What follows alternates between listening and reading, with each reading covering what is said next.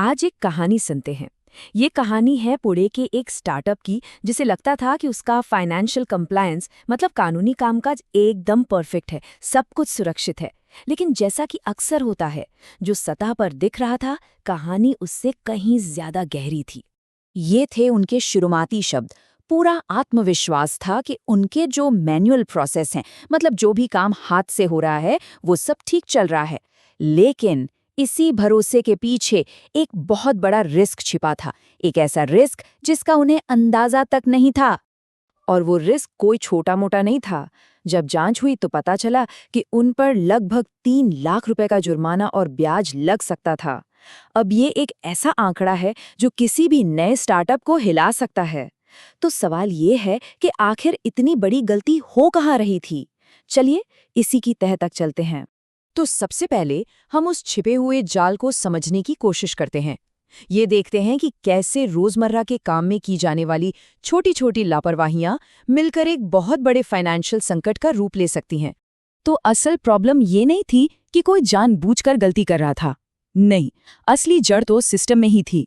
सारी की सारी अकाउंटिंग एक्सेल शीट्स पर मैन्युअली हो रही थी और कंप्लायंस की चेकिंग भी काम खत्म होने के बाद होती थी। इससे पूरा प्रोसेस रिएक्टिव हो गया था, प्रोएक्टिव नहीं। मतलब ये तो वही बात हुई कि आग लगने पर कुआं खोद रहे हैं। चलिए अब जरा और गौर से देखते हैं कि ये मैनुअल सिस्टम असल में फेल कहाँ-कहाँ हो रहा था। 3 ऐसी बड़ी जगह थी जहां सबसे ज्यादा गड़बड़ी हो रही थी। सबसे बड़ी गलती तो जीएसटी रिटर्न्स में थी। उन्हें बिना ठीक से मिलान किए बस फाइल किया जा रहा था। इसका सीधा नतीजा ये हुआ कि इनपुट टैक्स क्रेडिट यानी आईटीसी के दावे गलत हो गए, और इसका मतलब था कि सरकारी नोटिस का खतरा सिर पर मंडरा रहा था। दूसरी बड़ी प्रॉब्लम टीडीएस यानी टैक्स डिडक्टेड एट सोर्स से जुड़ी थी। इसकी कोई सिस्टमैटिक मॉनिटरिंग ही नहीं थी। मतलब कब टीडीएस काटना है, कब जमा करना है, इसका कोई हिसाब ही नहीं था। और इसका नतीजा इनकम टैक्स एक्ट के तहत ब्याज और पेनाल्टी का एक और बड़ा खतरा। और तीसरा, शायद सबसे खतरनाक, कोई रियल टाइम विजिबिलिटी नहीं थी। जरा सोचिए, बैंक अकाउंट में जो पैसा है और कंपनी की किताबों में जो रकम लिखी है वो मैच ही नहीं हो रही थी। इस वजह से फाइनेंशियल रिपोर्टिंग में बहुत बड़ी गलतियां हो रही थी। ये किसी भी मैनेजमेंट या इन्वेस्टर के लिए एक बुरे सपने जैसा है। लेकिन कहते हैं ना, हर प्रॉब्लम का एक सल्यूशन होता है। तो अब कहानी में एक नया मोड़ आता है।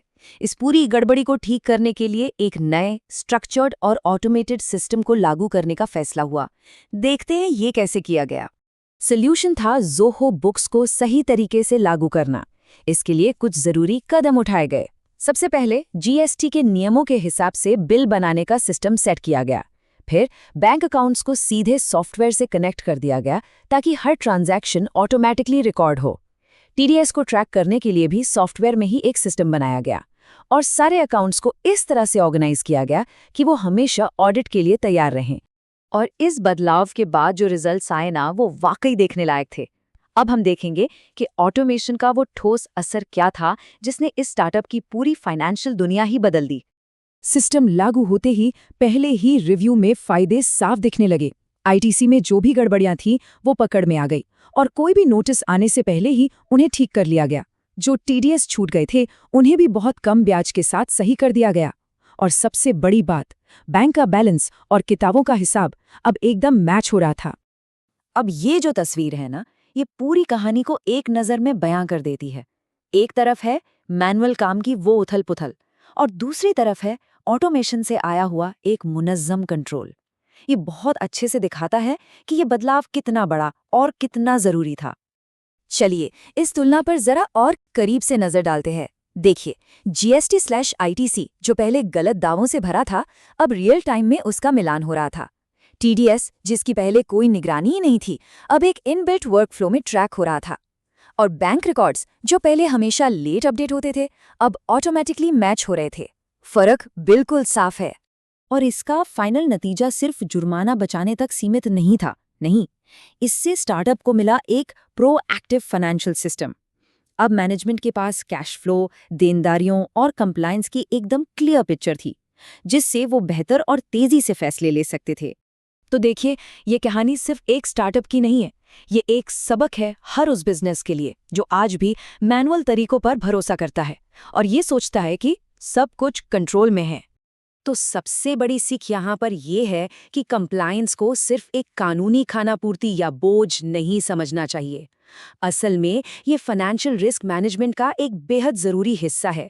अगर सही सिस्टम हो तो ये बोझ नहीं बल्कि एक स्ट्रेटेजिक ताकत बन सकता है। और इसी सवाल के साथ हम आपको छोड़े जाते हैं। क्या ऑटोमेशन वाकई एक स्टार्टअप के फाइनेंशियल नींव को मजबूत करने की चाबी हो सकता है? ये सोचने वाली बात है, खासकर तब जब हाथ से काम करने का जोखिम इतना